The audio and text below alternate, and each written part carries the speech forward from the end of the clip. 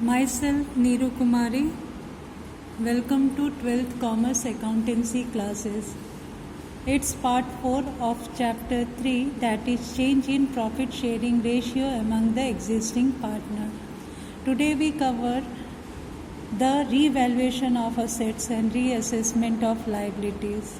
Means we study about the preparation of revaluation account. Let's discuss about the introduction of revaluation of assets and reassessment of liabilities.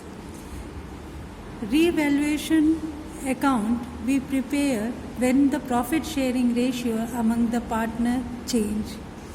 This stage is known as reconstitution of firm, and in this stage one partner gain and other partner sacrifice.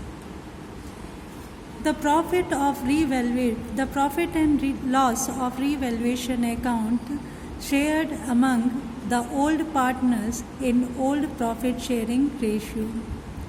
Let's discuss the important points related to the revaluation account. Revaluation account or revaluation of assets or reassessment of liabilities prepare in two ways. First, when partner decide to record the revised value of assets and liabilities in the book of firm, and second case is when partner not decide to not record the revised value of assets and liabilities in the book of firm. Let's discuss the first situation when the partner decide to record the revised value of assets and liabilities. In this situation, we prepare revaluation account, and revaluation account is also known as profit and loss adjustment account. And in revaluation account has two side, debit and credit, and we record increase in assets and decrease in liabilities in the credit side of the revaluation account, and on the other hand decrease in assets and increase in liabilities are debited to this account. Unrecorded assets are credited, unrecorded liabilities are debited to revaluation account. The profit of this account is debited and loss of this account is credited to revaluation account. And remember one thing, the profit of revaluation account shared among the old partners in old profit sharing ratio. Now we discuss about the general entries made in case of revaluation account. When assets increase, the general entry is assets account debited to revaluation account, and when liability increase, revaluation account debited to liabilities account. On the other hand, when the value of assets decrease, the entry is revaluation account debited to assets account. And when the liabilities reduce, the entry is liabilities account debited to revaluation account. In case of unrecorded assets, the entry has done in same manner in case of increase in assets. And in case of unrecorded liabilities, the entry is revaluation account debited to unrecorded liabilities account. The profit of revaluation account transferred to partners capital account. So So the entry of profit is revaluation account debited to partner's capital account. In case of loss, the entry is partner's capital account debited to revaluation account. The entry related to the revaluation expenses is when expenses paid.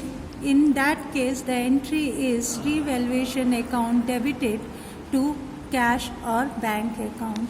And when these expenses paid by the partner, then the entry is revaluation account debited to partner's capital account. This is the format of revaluation account.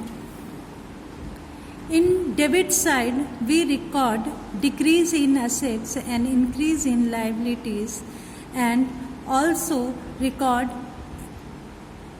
unrecorded liabilities, expenses paid by the firm, and the profit of the firm. On the other hand, we credit when assets increase, liabilities decrease, unrecorded assets comes in existence, and also the loss of revaluation account.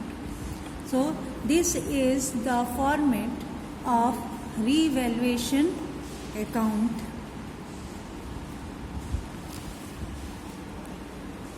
Now we discuss the second case when partner decide not to show the revised value of assets and liabilities in the book of account.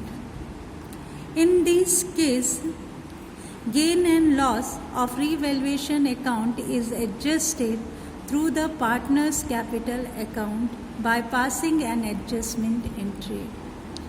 In this regard, the following steps are taken. First step,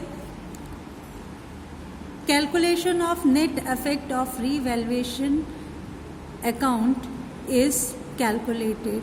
Under this, increase in value of assets added to decrease in value of liabilities and subtracted to decrease in value of assets and increase in amount of liabilities.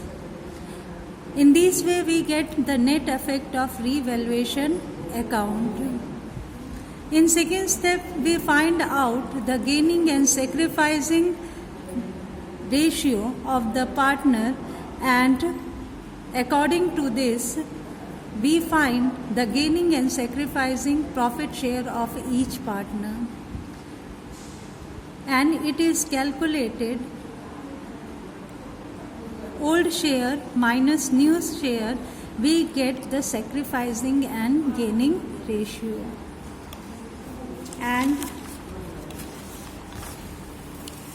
in third step, we calculate the proportionate amount of net effect of revaluation.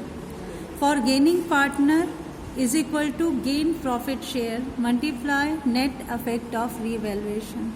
And for sacrificing partner, sacrificing profit share multiply net effect of revaluation. In fourth step, we make general entry on the basis of above. In case of profit, the entry is gaining partner's capital account debited to sacrificing partner capital account. And in case of loss, the entry is sacrificing partner capital account debited to gaining partner capital account. That's all for today. Have a nice day.